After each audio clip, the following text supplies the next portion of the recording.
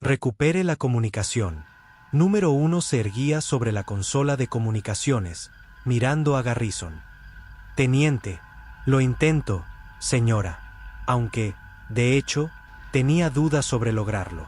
En una variedad de formas admirablemente ingeniosas, Spock monitoreaba, en tiempo real, todas las lecturas en su estación.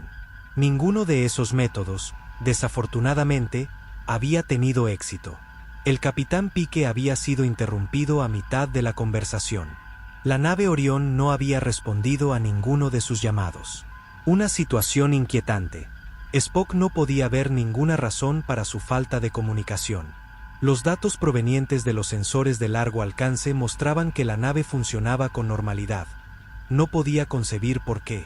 Los datos en su consola cambiaron. Spock levantó una ceja.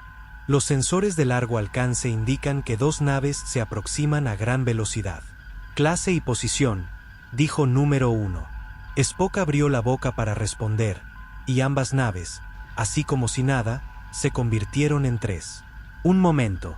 Anuló la distribución de energía del procesador estándar, desviando todos los recursos no esenciales del sistema a las matrices de sensores. Los datos continuaron fluctuando. ¿Un error de los instrumentos? Revisó los registros de mantenimiento, notó que la última calibración había ocurrido temprano esa mañana, hora 0110 de la nave. Realizada por el tripulante Rayleigh, del turno C. Spock confiaba en el trabajo de Rayleigh.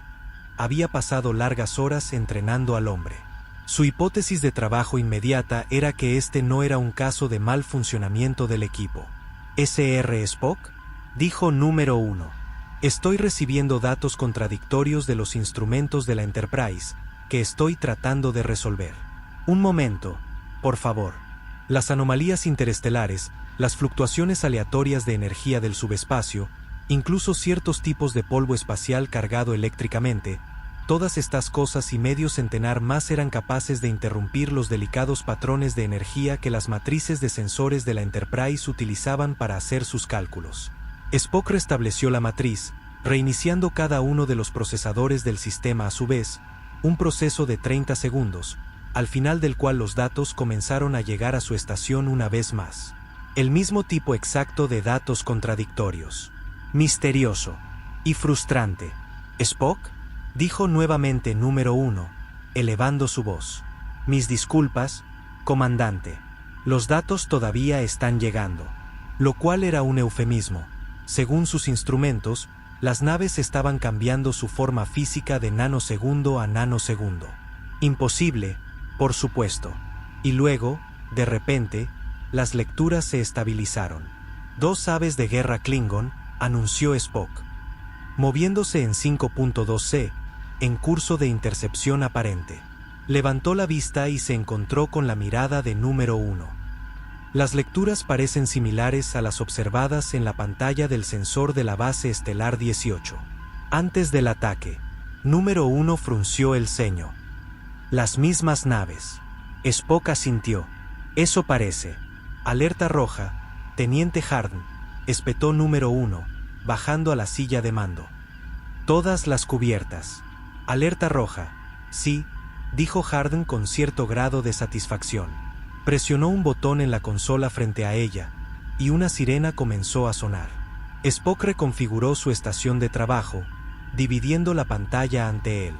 Asignó lecturas actuales del sensor a la mitad derecha de la pantalla. A la izquierda, comenzó a recopilar datos de las memorias intermedias de almacenamiento de la matriz. No provienen de Adelson, dijo número 1, acercándose a él. Correcto, dijo Spock. Entonces, ¿de dónde vienen? Preguntó número 1. Desconocido. Actualmente intento trazar posibles puntos de origen. Spock configuró las variables necesarias dentro del subprocesador de navegación. Comenzó a fluir en los datos, transmitiéndolos desde los bancos de memoria de la nave y la entrada del sensor de corriente. Podrían haberse escondido en la frontera, dijo Harden. Spock respondió sin volverse. ¿Está sugiriendo que los Seraïens y el Imperio han hecho una alianza? Es posible, dijo Harden. Posible, pensó Spock, pero poco probable. Estaba a punto de señalar el porqué cuando los datos en su pantalla cambiaron una vez más. La nave Orión se está moviendo, dijo, acelerando a 0.7 de la velocidad de la luz. Los Klingon están cambiando el rumbo para seguirla. En el visor, dijo número 1. Reproduciendo, dijo él, y un segundo después, la nave Orión, un punto azul superpuesto en el mapa del sector, y las naves Klingon, 2 puntos naranjas tan juntos que podían leerse como una sola imagen, se adentraron profundamente en la frontera. La nave Orión de repente ejecutó un giro de 180 grados. Los Klingon nuevamente se movieron para seguirla. Tenemos que ir tras ellos, dijo Harden. Número 1 la ignoró. Se volvió hacia Garrison. ¿No hay noticias del capitán? No, señora. Ni de la nave Orión. Miró a Spock. ¿Es posible que los Klingon estén interfiriendo la señal? Es posible. Estamos al límite del alcance efectivo del sensor. Acérquenos, señor Tyler. Bien hasta el borde. No cruce la frontera. La línea no está del todo clara, dijo el timonel de la Enterprise. Acérquese lo más que pueda, señor Garrison. Trate de contactar a cualquiera de esas naves Klingon. Lo intento, pero no obtengo ninguna respuesta. Estallidos de energía, anunció Spock. Una de las naves Klingon ha disparado hacia el ala de Carcon. Comandante, dijo Harden. Con el debido respeto, ¿no podemos simplemente? Teniente, necesito hechos ahora, no opiniones. Cuando quiera lo último, lo pediré. La nave Orión ha sido dañada. ¿Señor Spock? Número 1 se volvió en la silla de mando. Calculando, dijo Spock. Un momento. Los datos volaron a través de una esquina de la pantalla. Cuando Spock los procesó, oyó que se abría la puerta del turboascensor. Levantó la vista y vio a Pitcairn entrar en el puente, murmurando para sí cuando llegó. Fueron ellos todo el tiempo, pero alguien me escucha. No, nadie lo hace. ¿SR Spock? Inquirió número 1. Hubo una minuciosa variación direccional en el rumbo de la nave Orión. Posiblemente debido al impacto, tal vez por una maniobra evasiva intencional. Redirigiendo los desembolsos de energía, dijo el jefe Pitcairn. Priorizando las armas y los sistemas de defensa. Las naves continúan avanzando más en la frontera, dijo Spock. Número 1 se levantó bruscamente de la silla de mando y se dirigió hacia la parte delantera del puente, hacia el visor principal. Pensando. Spock no envidiaba su posición. El grupo de desembarco, incluido el capitán y 2 de los oficiales superiores de la nave, habían quedado atrapados a bordo de una nave alienígena, que ahora era blanco de hostilidades. Con todas las comunicaciones perdidas, el ala de Carcon se dirigía más profundamente hacia la frontera, territorio prohibido por los términos de Gorengar. La comandante se dio la vuelta. La Exar, dijo, mirando a Garrison. Contácteme con la Exar. Ahora mismo. La nave no aparece en nuestros sensores en este momento. Soy consciente de eso, teniente. Le di una orden. Llame a la Exar, espetó ella. Envíe este mensaje. Estamos entrando en la frontera en respuesta a un ataque a nuestra lanzadera. En espera de más información. Sí, señora. Spock frunció el ceño. Entendía la razón detrás de la transmisión. Número 1 estaba proporcionando cobertura diplomática para sus acciones, una defensa por su violación de Gorengar. Muy diplomático, también, no acusar directamente a los Klingon de ser responsables de ese ataque. Aunque era probable que ninguna de esas sutilezas importara al final. Cruzar la frontera era equivalente a un acto de guerra. Si esperamos a que reconozcan la transmisión, comenzó, hablando en voz baja, eso proporcionaría una base legal adicional para... No podemos esperar, dijo número 1. Ni un segundo más. Se sentó nuevamente en la silla de mando. Adelante, señor Tyler, dijo. Busquemos a nuestra gente. Sí, señora, dijo, y la Enterprise se lanzó hacia adelante, atravesando la frontera. El sonido de disparos de armas arriba cesó abruptamente. Pike oía la brusca respiración de Ross, acurrucado a su espalda. Se negaba a permitir una respuesta emocional. Sabía que la emoción no lo llevaría a ninguna parte, que no cambiaría los hechos. Tubal había dejado de disparar, Tubal estaba muerto. Su trabajo ahora era asegurarse de que Ben no se hubiera sacrificado en vano. El capitán miró por el borde del marco de la puerta. 6 guardias, a 50 pies delante de él, vigilando la entrada a la Magallanes, pero enfrentados a la dirección opuesta. El regalo de despedida de Ben para él. El comandante había apostado a que habría un segundo acceso a la cubierta en la que habían entrado, no muy lejos de la que habían usado originalmente. Se había ofrecido quedarse atrás mientras el capitán y Ross seguían adelante. «Los retendré aquí», había dicho Tubal. Pike había sacudido la cabeza. «Permanecemos juntos. Entonces moriremos». «Tiene razón, capitán». Ross había dado un paso adelante. «Debería ser yo quien se quede. Ustedes dos son más importantes». «Al diablo con eso». Tubal la había fulminado con la mirada. Protocolo de emergencia estándar. El comandante de seguridad da las órdenes, y mis órdenes son que se vayan. Ahora, mientras puedan. Pike había escuchado pasos por el pasillo, dirigiéndose en su dirección a gran velocidad. Había mirado a Ben. «Buena suerte», dijo, lo que equivalía a un adiós. Igualmente, Tubal se había dado la vuelta, y él y Ross habían corrido. Y aquí se hallaban ahora. Ben estaba muerto, solo, y mientras el capitán repetía esa escena en su mente, se percató de que todo el tiempo que habían estado corriendo, desde el momento en que dejaron los restos de la sala de recepción, Ben había estado intentando recuperar el aliento, intentando llevar oxígeno a sus pulmones, intentando y fallando, tal como lo había advertido Boyce. Por eso se había detenido en la escalera. No tenía nada que ver con la estrategia y sí con el hecho de que Pike había decidido jugar a ser Dios con la vida de su oficial, comprometiéndolo a una misión que el hombre no era físicamente capaz de llevar a cabo, y ahora «Capitán, ¿por qué están haciendo esto, señor?» La voz susurrada de Ross lo trajo de vuelta al aquí y ahora. «Su suposición es tan buena como la mía, alférez». No tenía idea de lo que Lillian esperaba obtener de todo esto. La flota estelar la perseguiría sin importar a dónde se dirigiera. Fuera lo que buscara, no estaría alrededor el tiempo suficiente para disfrutarlo. Desafortunadamente, las probabilidades eran bastante buenas de que él tampoco estaría. Pike consideró la situación. Tenían de su lado, por el momento, el elemento sorpresa. ¿Qué más? No mucho. El fase en su mano, a un 30% de potencia. El fase de Ross, que probablemente funcionaba con aún menos. Y sus comunicadores todavía enmudecidos. No había mucho con lo que trabajar. Pero tendría que bastar. Sonó un timbre. Pike volvió a mirar por la esquina, vio a uno de los Seraíens bajar su arma y caminar hacia la pared del fondo, hacia lo que parecía un panel de comunicaciones. «Hora de partir», pensó Pike, mirando la escotilla hacia la Magallanes. Volvió la cabeza ligeramente y le susurró a Ross: «Quédese detrás de mí. Manténgase agachada. Disponga su fase en la configuración de aturdimiento más baja. Dispare solo cuando tenga un objetivo claro. ¿Entendido?» «Entendido, señor». «Bien». El Orión estaba en el panel de comunicaciones, hablando, con el ceño fruncido, probablemente recibiendo la noticia de que Pike y Ross no estaban donde se suponía que debían estar.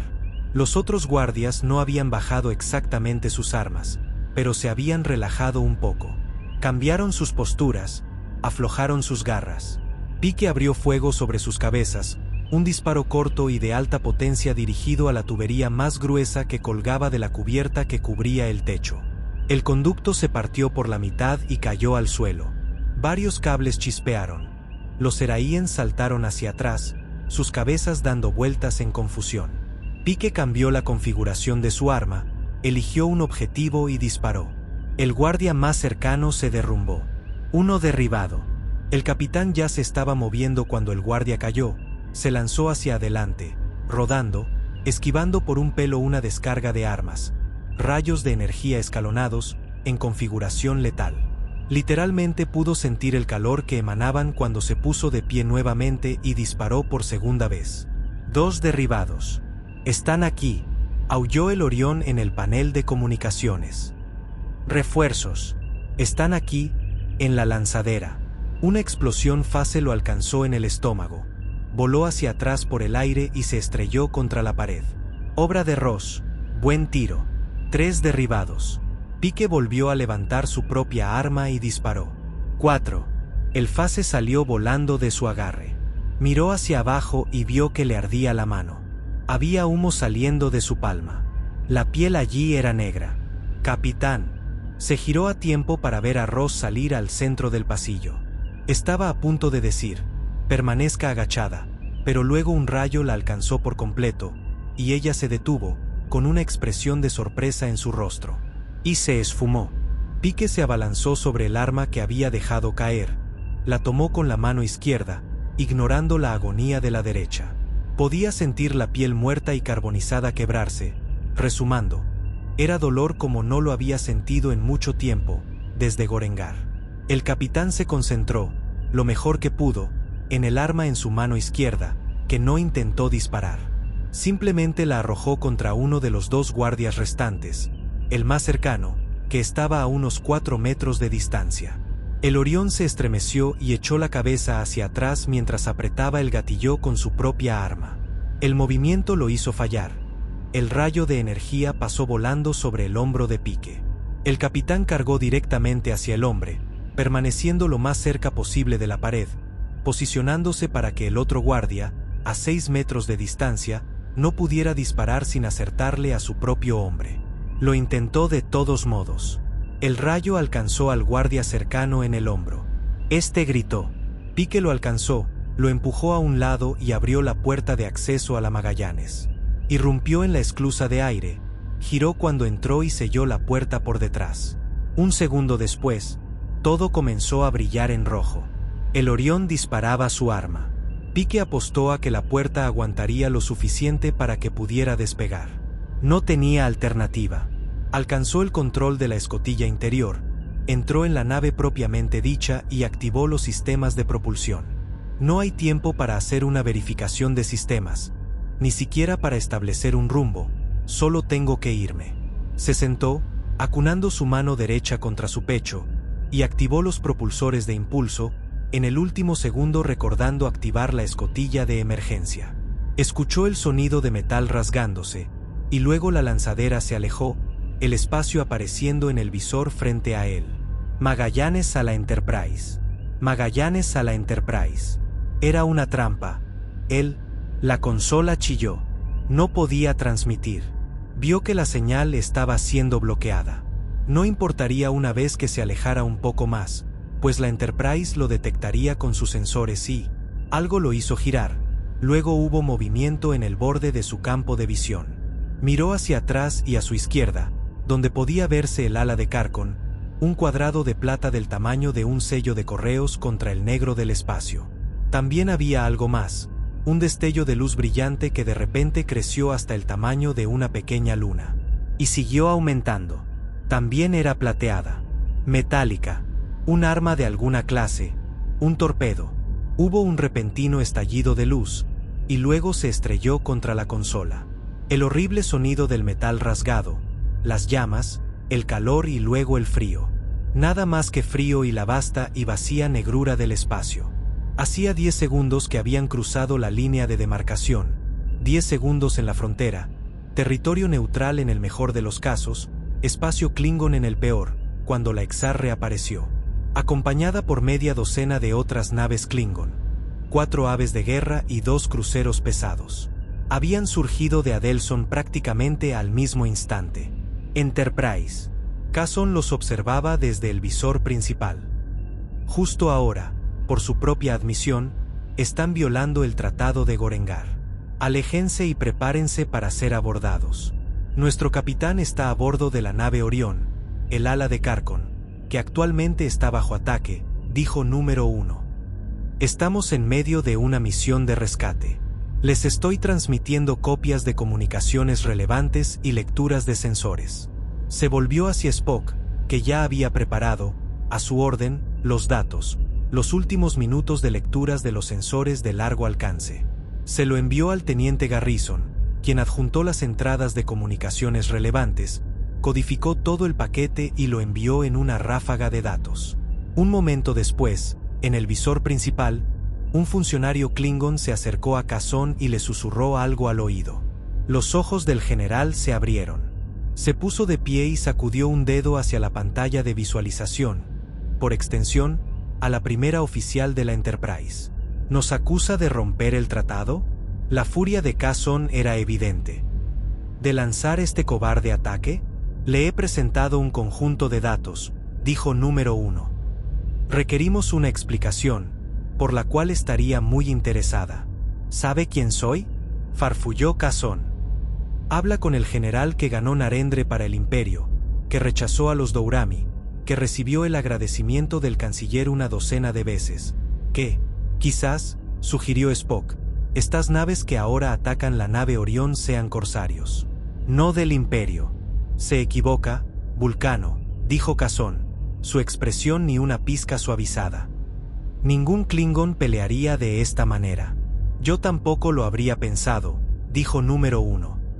Y, sin embargo, trabaja para desarrollar un dispositivo de camuflaje que permita a sus naves participar en tales acciones. Por un segundo, los ojos de Kazon se abrieron en sorpresa. Entonces su expresión, Spock no hubiera pensado que tal cosa fuera posible, se volvió aún más feroz. Ahora me llama mentiroso, dijo el general. El tiempo para las charlas en verdad ha terminado. El visor se oscureció. El mapa del sector reapareció. Aquí vienen, dijo el jefe Pitcairn. Ciertamente, dijo Spock. La armada Klingon. En curso de intercepción. A velocidad y posición actuales, tenemos aproximadamente 40 segundos hasta que entren en rango de tiro. Todos los ojos se volvieron hacia número 1, que estaba sentada inmóvil en la silla de mando, estudiando el visor. Jefe, dijo, ¿cuánto tiempo hasta que estemos en el rango de transporte de la nave Orión? Pitcairn sacudió la cabeza. Más de 40 segundos. ¿Cuánto tiempo exactamente? ¿1 minuto? ¿2? Porque si podemos retenerlos. Comandante, interrumpió Garrison. Transmisión entrante. De los Seraiens. El teniente no esperó la orden de número 1. Desplegó la transmisión en el visor. Era Liyan. Estaba en otro lugar que no era el puente, erguida en lo que a Spock le pareció una sala de banquetes de algún tipo, pero el techo se había derrumbado, al menos parcialmente. El aire estaba lleno de polvo. Vislumbró cuerpos en el visor detrás de ella. Uno de ellos llevaba un uniforme de la flota estelar. Enterprise. Liyan se apartó el cabello de la cara y tosió. Enterprise. ¿Está ahí? Aquí estamos, dijo número 1. Adelante. Tengo noticias, dijo Liyan, y volvió a toser. Noticias trágica. La transmisión terminó, y la había ejecutado deliciosamente. Estaba complacida no solo con su actuación, sino en particular con el hecho de que habían vuelto la destructividad del propio capitán humano contra él, usando el daño que había causado en el salón de banquetes como telón de fondo para el anuncio de su muerte. Liyan regresó al puente del ala de Carcon, muy satisfecha con el trabajo del día. Estado, exigió, tomando asiento en su silla. El proyector regresó a la Bahía 1, declaró su oficial táctico. ¿Y la lanzadera de la Federación? Los restos están allí también. Asintió. Era bueno tener algo tangible para volver a la Federación. Entregarían la lanzadera a la Enterprise, acompañados por los cuerpos que tenían en su poder. Tal vez la historia tendría que cambiar un poco. Tal vez Pike y su tripulación habían sido derribados en plena huida por una nave Klingon. Por supuesto, también se necesitaría fabricar un número apropiado de víctimas Seraiens. ¿1 docena? Quizás ese número era demasiado bajo. ¿2 docenas? ¿3? Consultaría a sus ingenieros. Realizarían simulaciones, y llegarían a una cifra creíble. El número exacto no importaba. El punto era que la Federación y el Imperio se lanzarían en la garganta del otro en breve. No le importaba que la Enterprise se hubiera retirado a través de la frontera. Muy pronto, ambos imperios se verían inmersos en una batalla, una guerra total que ocuparía su tiempo. Una guerra que le daría la ventana que necesitaba para operar libremente dentro de la frontera, para doblegar a las otras razas dentro de sus límites, para consolidar el poder entre su propia gente. para restaurar la gloria de esa olvidada época hacía mucho tiempo, cuando los Eraíens eran el poder temido dentro de este cuadrante. Y ella, la mayor de todos los clanes, legítima descendiente y heredera del trono de Cargon, los guiaría. El orgullo se hinchó en su interior, la fuerza recorrió su cuerpo. Sintió la sangre correr por sus venas. Se miró los brazos y vio el ligero oscurecimiento de esas venas, verde esmeralda contra la cal de su piel.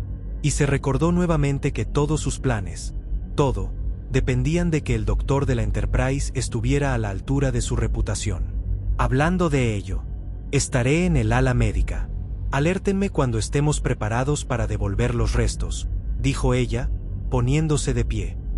De lo contrario, no deseo que me molesten. El oficial bajó la cabeza. Por supuesto, Tallit. Estaba a medio camino de la salida cuando algo se le ocurrió. Táctico. Una excepción más. Sí, Tallit. Si los Klingon y las naves de la Federación comienzan a dispararse unos a otros. Sí, me gustaría presenciarlo. Por supuesto, Tallit. Compartieron una sonrisa y ella salió de la sala de control.